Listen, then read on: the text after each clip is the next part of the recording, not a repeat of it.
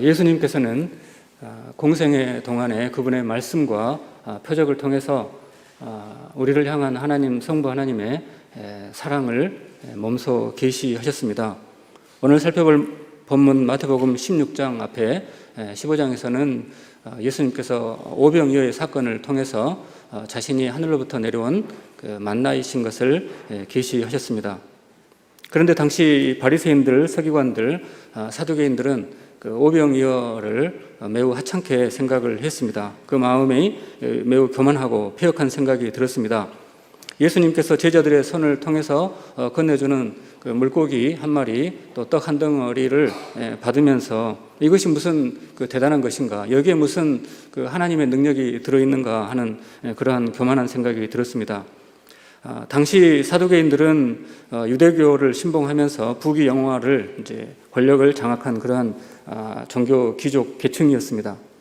오늘날 연봉이 10억 이상인 사람들, 재산이 100억 이상인 이런 그 상류 특권층으로서는 길가에서 파는 음식들이 맛있겠는가 하는 이런 생각이 들 것입니다. 당시 사두개인들로서는 예수님 제자들을 나눠주는 이 빵 한 덩어리가 무슨 이 하나님의 능력이 들어있는가 하는 만족이 되지 않았습니다. 당신은 자꾸만 이 빵을 건네주면서 하나님의 메시아라고 주장을 하는데 그러지 말고 진짜 하나님의 능력을 보여달라. 당신이 하나님으로부터 보냄받은 그 메시아의 증거를 대라. 하늘로부터 오는 표적을 대라. 이것은 이 세상에서 난 것이고 정말 그 천둥 번개를 동원해서라도 하늘로부터 그 권위의 근거가 하늘에 있다고 하는 것을 인정할 수밖에 없는 그런 표적을 요구했습니다. 그러자 예수님께서 이들의 요청을 들으시고 두 가지로 책망을 하십니다. 첫 번째는 악하다는 것입니다. 그 하나님의 마음이 없으니까 그들의 생각하는 것과 행동하는 것, 그 생각하는 것이 하나님과 정반대라고 하는 것입니다. 하나님이 선한 방향으로 우리의 구원을 위해서 우리의 형편과 처지에 낮추시는 방향으로 계시를 하셔서 인격적으로 다가오심에도 불구하고 도저히 감당할 수 없는 그 부요해진 그 마음의 욕망을 따라서 하나님을 증명하라고 하는 것입니다. 하나님의 입장에 위배됐다는 뜻에서 악하다고 책망을 하십니다. 두 번째는 그 음란하다고 하는 것입니다. 음란하다는 것은 정절을 지키지 않는다는 것입니다. 하나님과의 결혼의 언약 관계에서 증표로 제공하는 결혼 선물, 그 선물이 이 세상 가치로 보기에는 너무나 싸구려라고 하는 것입니다. 그래서 그 결혼 선물을 짓밟아 버리는 것입니다. 그렇게 두 가지로 책망을 하신 다음에 이들에게 보여줄 표적은 연화의 표적밖에 없다 이 말씀을 하십니다. 예수님은 공생애 동안의 말씀과 표적을 통해서 하나님의 나라 실제를 계시하셨습니다. 예수님이 제시한 것은 표적이고 그 표적이 가리키는 방향은 이제 하나님 나라의 실제인데 이 표적에서 실제로 나아가는 중간에 중요한 그 연결고리가 사랑의 마음입니다. 사랑의 마음이 없으면 그 표적에 만족을 이제 하지 못하는 것입니다. 그러면서 예수님은 너희들은 날씨를 분간을 하면서 아침 날씨를 통해서 그날 오후나 저녁의 날씨를 실제를 예상을 하고 또 그날 그 전날의 날씨를 통해서 그 다음날 실제 날씨를 이제 예상을 할 줄을 알면서도 왜 시대의 표적은 분별하지 못하느냐 반문을 하십니다. 여기서 시대의 표적이라고 하는 헬라어로는 이제 카이로스를 의미합니다. 흔히 시간은 두 종류로 헬라어에서는 사용을 합니다. 객관적인 시간, 나의 시간과 여러분의 시간, 객관적인 시간을 순차적인 시간을 이제 크로노스라고 한다면 내가 경험하는 어떤 의미로 다가오는 그 하나님과의 만남의 시간들, 주관적인 시간들을 이렇게 이제 카이로스라고 할 수 있겠습니다. 시간은 모두에게 똑같이 흘러가는 것처럼 보입니다. 하지만 그 매일매일 매 시간 속에서 우리가 똑같이 먹고 자고 생활을 하지만 그 시간들의 흐름 속에서 의미를 경험을 하고 있는가, 하나님의 찾아오심 임마누엘을 경험을 하고 있는가. 예수님은 우리에게 시간을 주시면서 모든 시간마다 임마누엘로 함께 하고 계시는데 하나님 사랑의 마음이 없기 때문에 당시 바리새인들과 사두개인들은 자기들의 살아가는 시간 속에서 임마누엘을 경험을 하지 못했습니다. 이럴 때 예수님은 요나의 표적밖에는 보여줄 표적이 없다 이렇게 말씀을 하십니다. 하나님 사랑의 마음이 없는 사람들로서는 요나의 표적은 절대로 이해가 되지 않습니다. 만족이 되지 않습니다. 무슨 물고기 뱃속에 들어가서 사흘을 살았다고 하고 다시 거기서 살아났다고 하는 이런 기적들이 이해가 되지 않습니다. 하지만 우리 마음속에 하나님 사랑의 마음이 분명하다면은 요나의 표적은 주님이 우리와 동행하시는 것을 보여주는 최소한의 가장 쉬운 표적입니다. 그래서 요나의 이야기와 저와 여러분의 이야기 속에는 4가지 공통 분모가 들어 있습니다. 그 공통 분모를 통해서 우리는 요나의 이야기 속에서 우리의 이야기를 다시 한번 확인할 수 있고, 우리의 이야기 속에, 우리의 인생 속에 하나님이 동행하시는 것을 다시 한번 새롭게 깨달을 수가 있습니다. 그 4가지 중에 첫 번째는 요나의 인생 또 우리의 인생 이 자체가 하나님 앞에서 시험대에 올라와 있다는 것입니다. 하나님은 매 시간 우리에게 시험하시는 분으로 그렇게 찾아오십니다. 신명기 8장 2절 말씀입니다. 내 하나님 여호와께서 이 40년 동안에 너에게 광야길을 걷게 하신 것을 기억하라. 이는 너를 낮추시며 너를 시험하사 네 마음이 어떠한지 그 명령을 지키는지 지키지 않는지를 알려 하심이라. 요나서 1장 1절에서 하나님께서 요나에게 명령을 하십니다. 너는 일어나 저 큰 성읍 니느웨로 가서 그것을 향하여 외치라. 그 악독이 내 앞에 상달되었기 때문이다. 이렇게 하나님은 요나에게 말씀을 하십니다. 하지만 요나는 그 말씀에 이제 불순종해서 정반대 방향으로 도망을 칩니다. 그 이유는 4장 2절 말씀, 요나가 여호와께 기도합니다. 여호와여, 내가 고국에 있을 때 이러하겠다고 미리 말씀하지 않았습니까? 그러므로 내가 빨리 다시스로 도망을 했습니다. 그 이유는 주님은 은혜로우신 분이고 자비로우시며 노하기를 더디하시며 인애가 크셔서 뜻을 돌이켜서 재앙을 내리지 아니하시는 하나님인 것을 내가 알았기 때문에 불순종했습니다.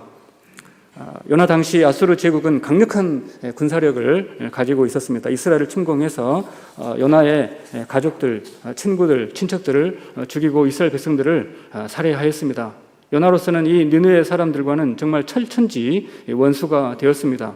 이 사람들과 함께 같은 해를 머리에 이고 살아간다고 하는 것이 너무나도 고통스러웠습니다. 그런데 주님은 이들을 심판하지 아니하시고 오히려 이들을 구원하시겠다고 말씀을 하시는 것입니다. 네가 가서 복음을 전해서 저들을 회개시켜서 저들도 하나님의 은혜를 누리면서 살도록 길을 열어주라고 말씀을 하십니다. 이것은 도저히 있을 수가 없는 것입니다. 요나의 이야기가 우리의 이야기가 되어야 되는데, 혹시 여러분들 중에 하나님이 요나에게 복음 전도 명령하신 것처럼 나에게 중국에 가라, 또 일본에 가라, 아프리카 가라 이렇게 말씀하시는 것으로 같은 이야기로 생각을 하지 않기를 바랍니다. 문자적으로 주님은 절대로 여러분들한테 그렇게 말씀을 하지 않을 수 있습니다. 다만 이 요나의 이야기가 우리의 이야기인 첫 번째 이유는 이것이 상징적인 의미로 우리에게 다가오고 있다는 것입니다. 우리도 신앙생활을 하다 보면 여러분 매일매일의 삶 속에서 하나님께서 여러분을 시험하시는 분으로 우리 인생 가운데, 여러분 인생 가운데 다가오시는 그런 시간들이 있다는 것입니다. 우리 신학생들로서는 매일매일 신학 공부의 과정이 정말 하나님만을 붙잡고 있는 건가, 아니면은 세상적인 방식을 가지고 하나님 사랑한다고 신학을 공부하고 있는 것은 아닌 건가? 과제물을 할 때 무슨 생각을 가지고 하나님 앞에서 이 과제물을 하는 건가 하는 것을 하나님이 여러분들 자세히 살펴보시겠다고 이제 다가오시는 그것이 그 운명의 시간이고 임마누엘의 시간이고 찾아오시는 시간이고 두렵고 떨리는 시간이라고 하는 것입니다. 제 첫째 아들 종은 전도사가 작년 가을에 교제하는 자매를 저에게 인사시키러 데려왔습니다. 그 자매가 인사하면서 하는 이야기가 자기 부모님은 그 딸을 사랑하기 때문에 신학생의 경제적인 능력을 믿을 수 없어서 결혼을 반대한답니다.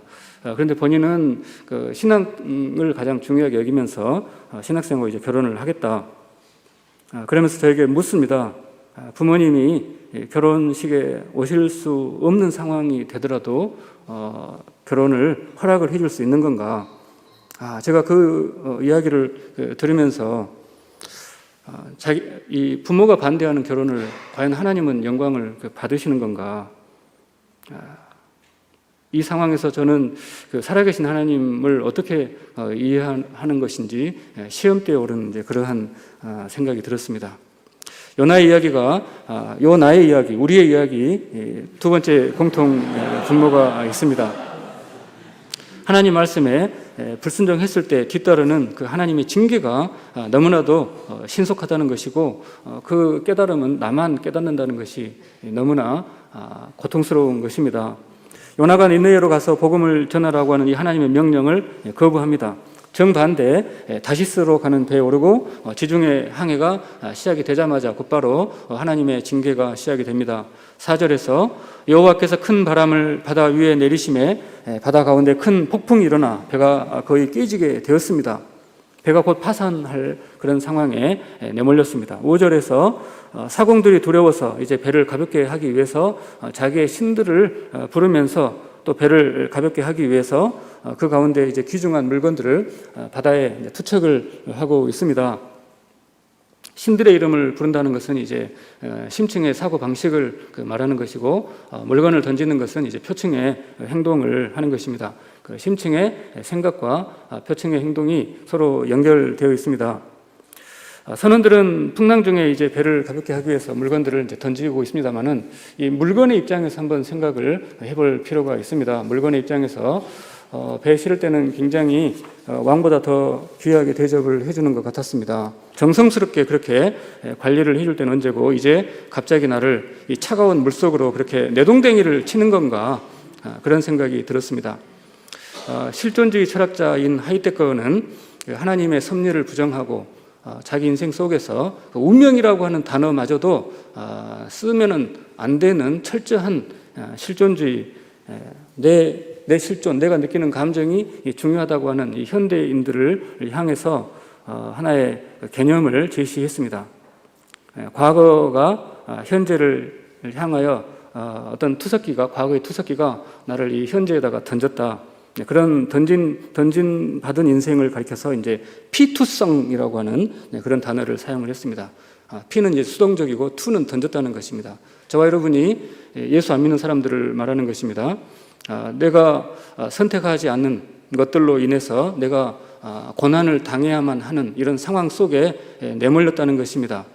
부모님의 성품, 재산의 정도, 주변 상황들, 또 친구 관계 이런 모든 것들은 내가 선택을 한 것이 아닌데 내가 책임을 져야만 하는 그런 상황 속으로 내몰렸다는 것입니다. 이런 상황에서 어떻게 할 것인가? 어차피 고민스러운 현재도 시간이 지나면 과거가 되고 또 과거가 다시 새로운 현재를 향해서 던질 바에야 그냥 당신이 하고 싶은 대로 당신 느낌대로 하는 것이 그래도 지나놓고 보면은 그것이라도 남는다. 그 의미라도 당신의 최선의 선택이었다고 하는 그 운명을 이제 이겨먹는 그런 선택이 남는다 하는 이런 생각을 가지고 오늘도 불신자들은 폐역한 방식으로 하나님을 대적하는 방식으로 하루하루를 그렇게 살아가고 있습니다. 주님은 시험을 하시는 것입니다. 피터성 인생을 살 것인가, 하나님 살아계심을 믿고 그분께 모든 것을 내어 맡기면서 살 것인가.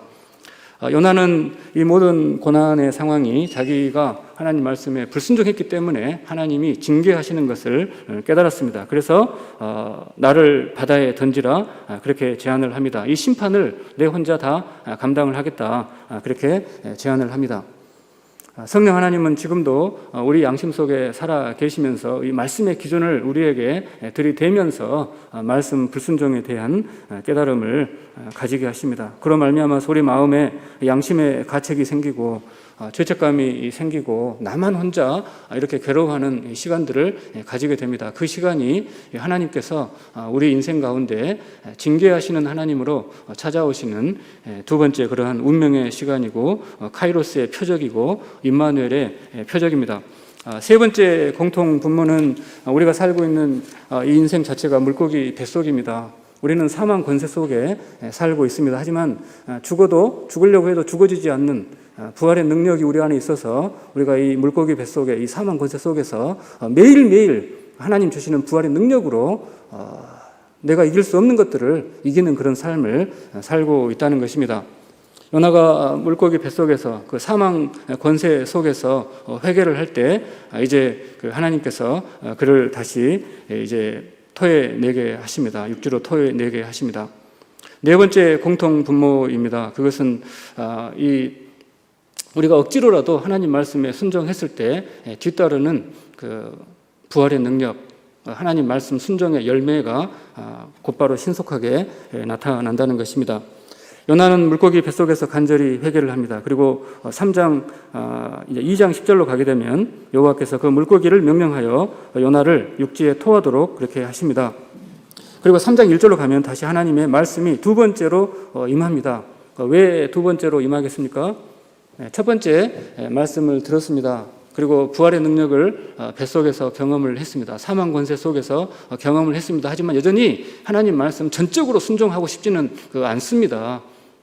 그것이 저의 솔직한 마음이고 우리 모두의 솔직한 마음입니다. 그래서 주님은 존말로 할 때 두 번째로 다시 말씀을 또 하십니다. 저 원수들에게 다시 하나님의 말씀을 전하라고 하는 것입니다. 그래서 요나는 억지로 이제 니느웨로 가서 하나님의 말씀을 전하기 시작을 합니다. 사흘 동안 걸어야만 할 정도로 수많은 사람들이 큰 도성에 살고 있습니다. 솔직한 생각은 이 사람들 다 지옥 가버리면 좋겠다는 것입니다. 하지만 다시는 또 물고기 뱃속에 들어가고 싶지가 않아서 이제 신속하게 하루에 그 넓은 곳을 다니면서 아주 대충 철저하게 철저하게는 대충 이제 군대 용어입니다. 철저하게는 위에서 보실 때 철저하게 그러나 속마음은 대충 철저하게 최대한 그 복음의 효과가 나타나지 아니하도록 최대한 열매가 나타나지 아니하는 방식으로 위에서 볼 때는 철저하게 그러나 진짜 마음은 대충 마지못해서 죽기보다 싫은 마음으로 그렇게 말씀을 감당을 했습니다. 그럴 때 성령 하나님께서 그 정말 빈약한 순종을 사용을 하셔서 놀라운 결과가 나타나게 하셨습니다. 니느웨 사람들 심령에 성령 하나님의 회개 역사가 시작이 됐습니다. 자신들의 죄악을 토설하는 역사가 나타났습니다. 그리고 모든 죄악을 버리고 거룩한 길로 돌아오는 그러한 역사가 나타났습니다. 아무리 이 사망의 권세가 강력하게 우리 가운데 역사하더라도 우리를 통해서 드러내시는 그 부활의 능력은 그것과는 비교할 수 없을 정도로 너무너무 강력하고 너무너무 찬란하게 나타납니다. 네 가지 공통 분모가 있기 때문에 요나의 이야기는 요나의 이야기, 우리의 이야기입니다. 요나를 통해서 임마누엘을 증명하신 그 하나님은 지금도 우리의 인생을 통해서 계속해서 임마누엘을 나타내기를 기뻐하십니다. 첫 번째는 시험대에 올랐다는 것입니다. 매일매일 매 순간순간이 여러분 시험하고 있습니다. 두 번째는 불순종할 때 주님의 징계는 빛의 속도보다 더 빠르게 임하는 것이고 나 혼자만 그 고통을 당한다는 것입니다.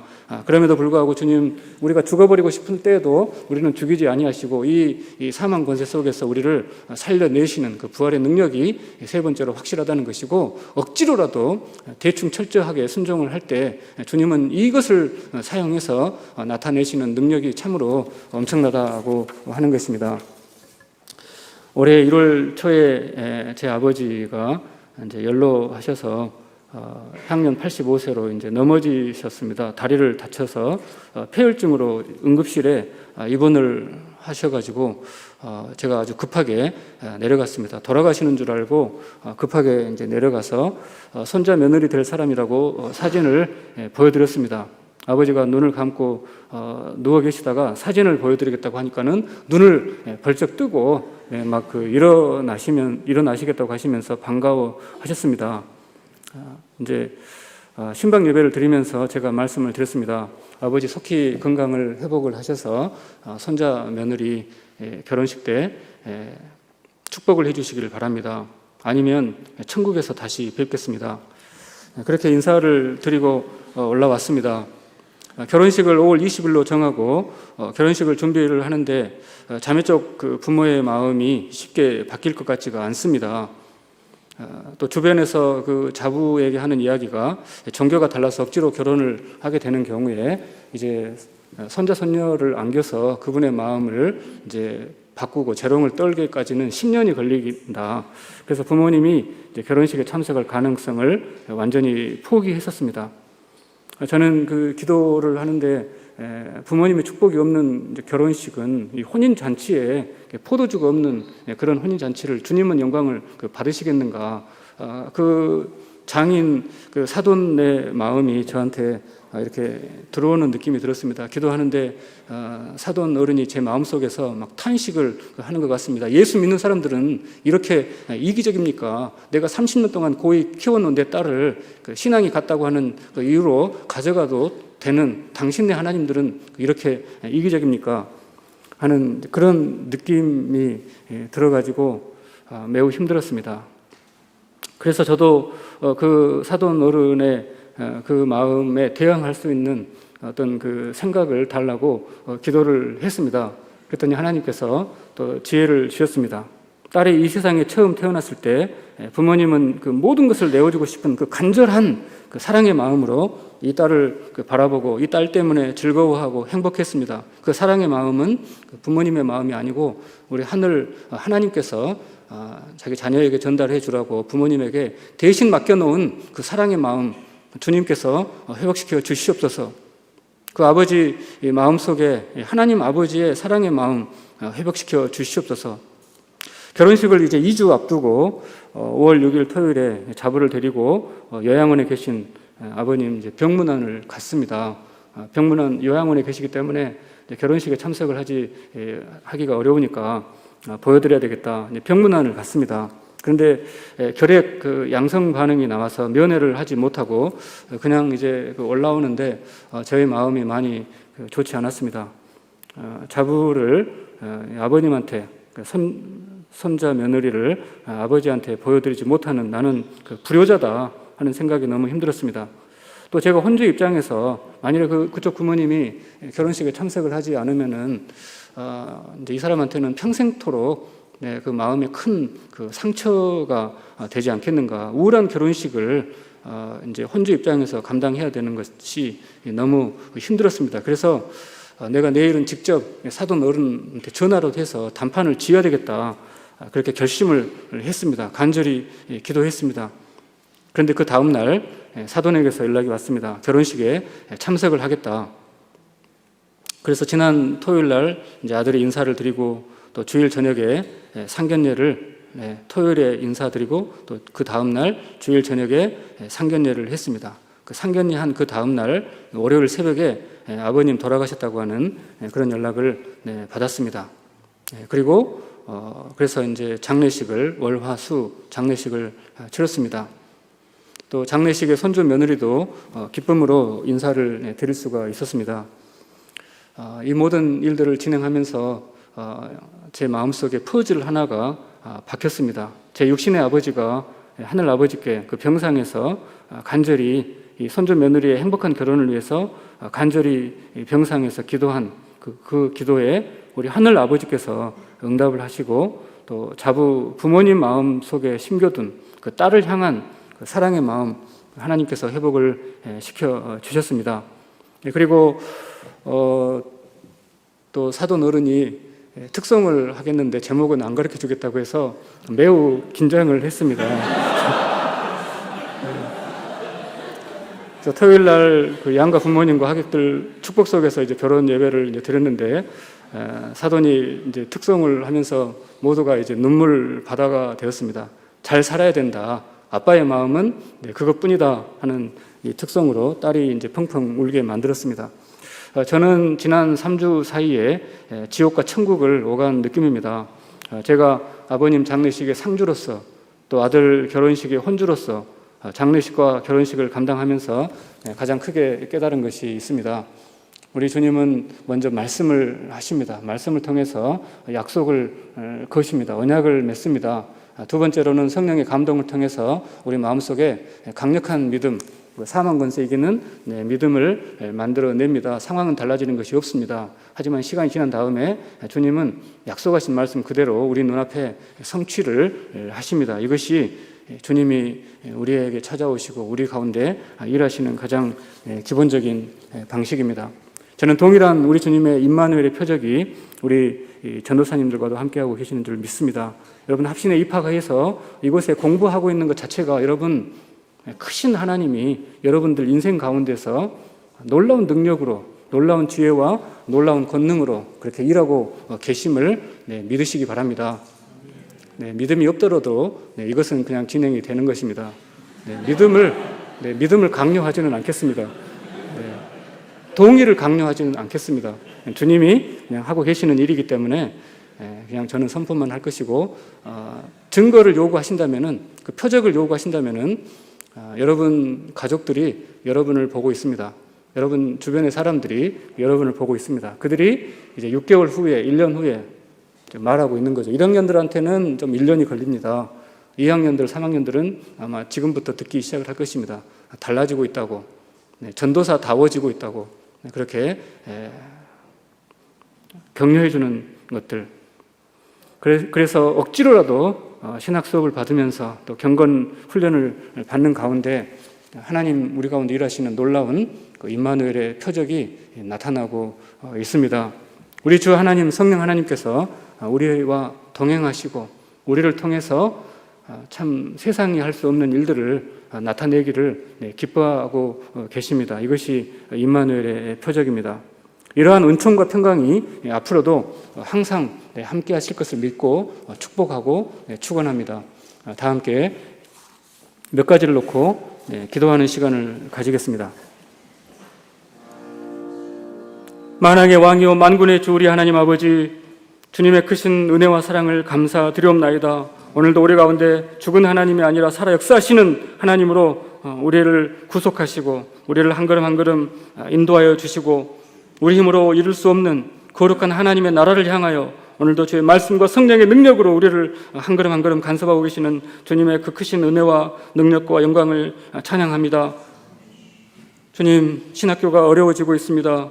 신학생 지망자들이 줄어들고 학교 운영이 어려워지고 있습니다. 이런 상황 속에서 더욱 우리가 시험 때 올랐다고 하는 두렵고 떨리는 마음으로 주님만을 의지하는 그런 합심, 주님만을 의지하는 우리 모두가 될 수 있도록 주님 은총 베풀어 주시옵소서. 아버지, 그 우리의 생각하는 것과 말하는 것과 행동하는 것 속에서 세상적인 사고방식, 세상의 우상들 섬기지 아니하고 그것을 부러워하지 아니하고 만왕의 왕이시오 만군의 주 우리 가운데서 창세전의 언약을 그리스도 안에서 성령의 능력으로 이루어내기를 기뻐하시는 하나님만을 붙잡고 담대하게 나아가며 40년 전에 세워져서 지금까지 사망 권세를 깨고 줄기차게 아버지 개혁의 견인책화를 감당한 이 학교를 보존하시는 하나님만을 바라보며 담대하게 나아가는 우리 모두가 될 수 있도록 주님 복내려 주시옵소서. 우리의 주님 예수 그리스도의 무한하신 은총과 성부 하나님의 지극하신 사랑하심과 성령 하나님의 감동하심의 역사하심이 매일매일 매 순간순간 우리 주님과 동행하는 삶으로 주님께 영광 돌리는 주님의 사랑하는 백성들 심령 위에 이제로부터 영원토록 항상 함께 하시옵기만을 간절히 축원하옵나이다. 아멘.